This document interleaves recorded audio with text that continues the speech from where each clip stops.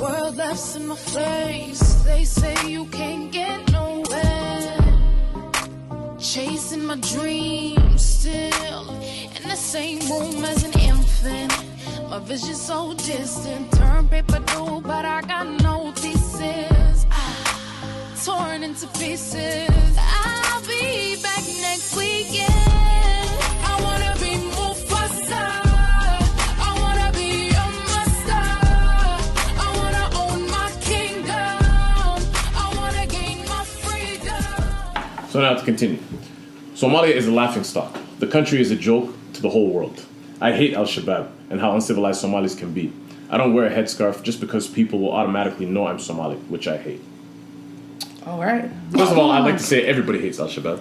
Yeah. That's, you know what I mean? Exactly. Yeah. They Any all- terrorist group. Al-Shabaab is a terrorist group, Yeah. and they operate in Somalia. Other than that, they have nothing to do with Somalia. Yeah, they don't represent us. They do not represent Somalia. They're hated in Somalia. Yeah.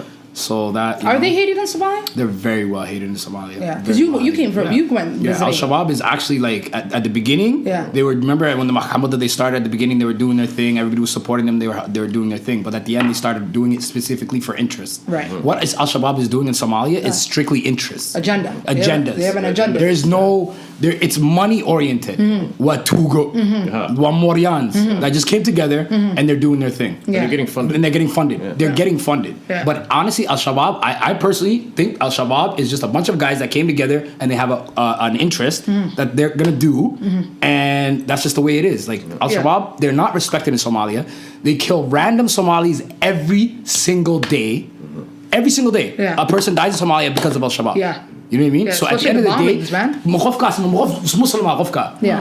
And they're saying La ilaha illallah, but they're going to kill you. Muhammad Rasulullah. Exactly. Yeah. So at the end of the day, Al-Shabaab, I personally hate Al-Shabaab. Yeah. I hate them. Are we a laughing stock in the global community? We haven't had a government. Every time we have a government, something happens. You got Al-Shabaab coming squeezing in because there's an opportunity. The country is weak at points in times, right? Failed state right now. Failed state. Whenever we do have some type of an election or some type of parliament, there's corruption. Yeah. We're still getting bombed, like left, right, and center. You go to a hotel for a coffee, boom, you're getting bombed. You go to a graduation for medical school in Mogadishu, boom, you're getting bombed. Are we a laughing stock? No, we are not a laughing stock. I just think, subhanAllah, we're in a world of just severely tough times and everybody is tested differently, and as a nation I feel like we're just being tested, and I'm so proud of us.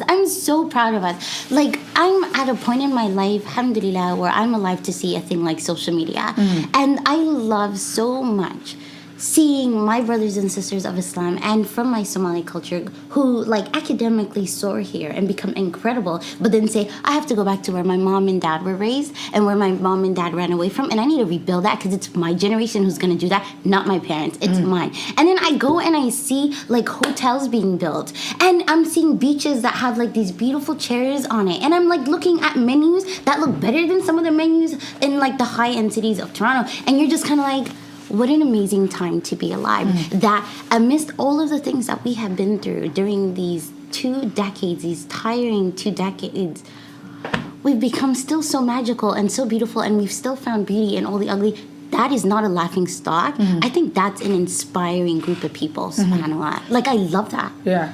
You said 2 decades though, right? 2 decades. Two decades of turmoil. Turmoil. When are we going to stop using as an excuse? Like, when do you if you go to class and you fail and you fail and you fail and you fail and you fail, the first fail, your teacher is going to be like, you got to go to you got to go to resource office. You're going to get extra help and and your mom's going to pat your back and it's going to be okay. But when you continue to fail over and over and over and over with the same mistakes, when does it become, you know what, you were trying versus, yeah, you're a laughing stock now. That's it. Like, there's no more, why do you keep I think failing? the problem is deeper than, like, I don't think we should be worried about laughing stock. I think it's deeper than that, because when you think of Somalia, like, the majority, not majority, okay, well, a lot of, every province, every area, the mentality is more regionalist mentality.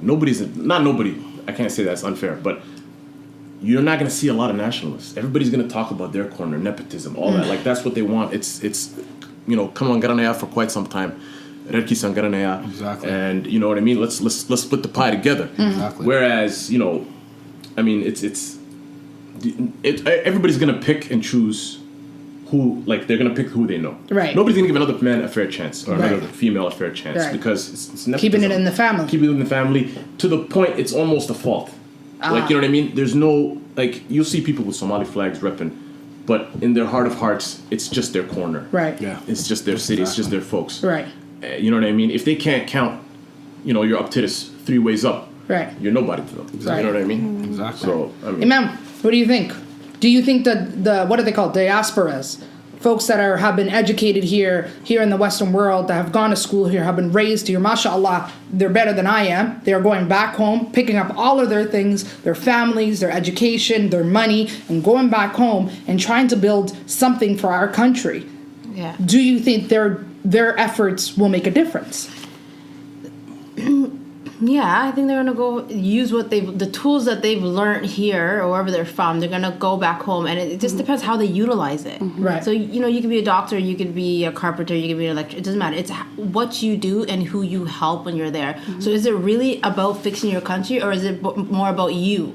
Yeah. Like, I'm gonna open a business, only hire my family, and I'm only gonna choose certain people to come into it, and that's it. A lot of people go back. You know, they go back to their houses, they fix it up, and they live this amazing life, Right. and then they could have like homeless people sitting right next to them, and they don't care. Right. It doesn't bug them. Do you think Somalia is actually going to, I guess, pick up politically? No, because we're greedy people and we only look out for ourselves. Say that again. Honest. Whoa, say that again. No, honestly, like look at the prime minister. Like, I don't know him personally, but like I see everything. Oh, Turkey's doing this, Turkey's doing that. Like they're fixing the country up for what? The benefit of future investments. But where's that money going?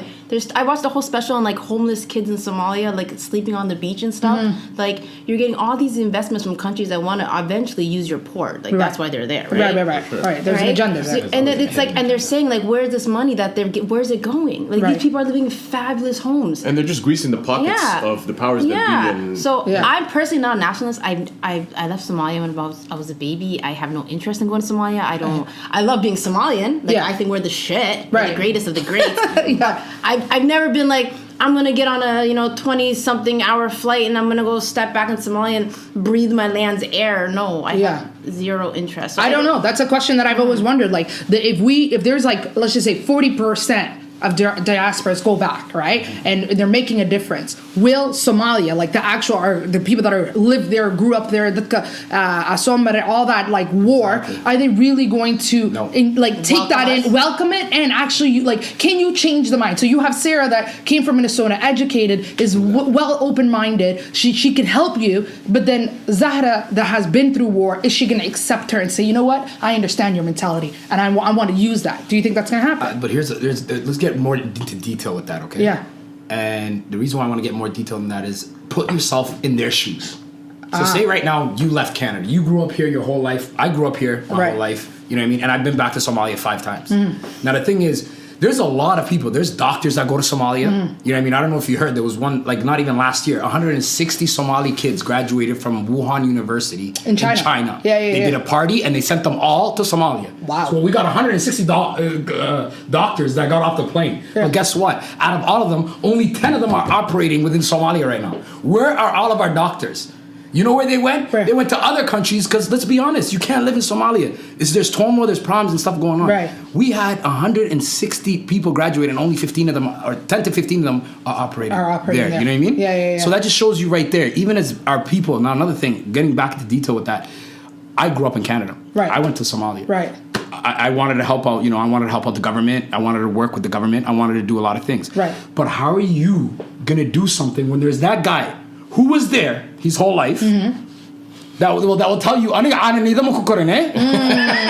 drink homo milk my whole life. I don't even know what homo milk is. I know camel milk. Yeah. When I was here fighting for the country, where were you? You're watching CNN. So at the end of the day, how are you going to change that person's mentality? I actually sat down and try to convince people, like, listen, I'm here to help the country. But one thing you got to understand is, where were you?